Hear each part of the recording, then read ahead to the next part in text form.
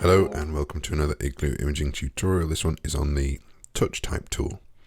It's an alternative way for editing, tracking and scale of individual characters.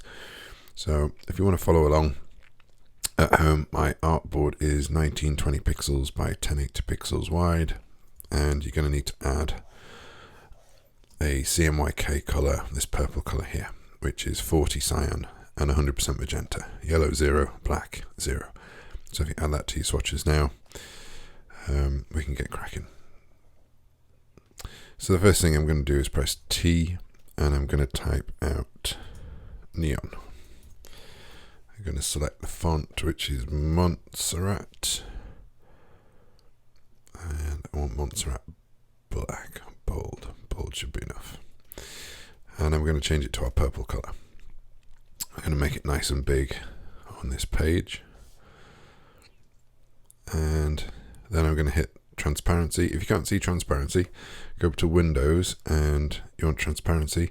The other one you want on is type and character. So make sure you can see those two windows. So when I've got this transparency, I'm going to change it to multiply so it looks nice and cool. And then the touch type tool itself is here in the character panel. So it's just this box above where the font is. So if you hit that, then it says click on a character to edit. So we're going to click on the N. As we click on the N, this bounding box appears with 3 white dots, a blue dot and another white dot off the box. So this top left one does the vertical scale. The top right does the overall scale, the bottom right does the horizontal scale, and this corner here you can move it around. You can also just click anywhere on the box to move it around. The white one at the top will do rotation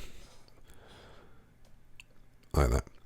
Now you can, once you've done that, you can then press T and you can actually edit this, which is the sort of useful bit. So in the past, if you wanted to do those kind of movements, you would command Shift O, which outlines everything. You would then direct select with A and you would move it around. You would press V to go to the corner, you would rotate it around, and you would do it that way.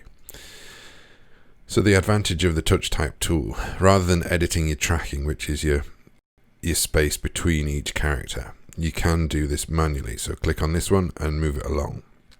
What you will find is, though, normally you can press Shift to lock it on a scale, but that doesn't work for this for some reason. So what you have to use are the cursor keys. So you can move them left, right, up, down, but just increments at a time. Your cursor keys, depending on your presets, if you go up to Illustrator Preference General, I've set my keyboard increments to 1. Normally I've got them at 0.025 because it's super detailed movements that I need. But in this case, I'll set it to 1 millimeter. So if I use the cursors, I'll move each time 1 millimeter. If I hold Shift and do it, it will move 10 times that amount, so 10 millimeters at a time. Now, when I use the touch type tool, I've moved the N in there. Let's move it right in and do something a bit more extreme. Maybe something like that. Then press the O. When I press the O, the N is going to move with it. So that's another slight advantage of this method. So let's move this around and press the E, and we'll move that over there, maybe up a bit. Press the N, move the N down, maybe put E back in. So that helps there. And then afterwards, it still is live text. So I can still go to the N, I can change it to an X, I can select whichever one I want to edit it, and it's still live text. So that's the advantage of using the touch type tool.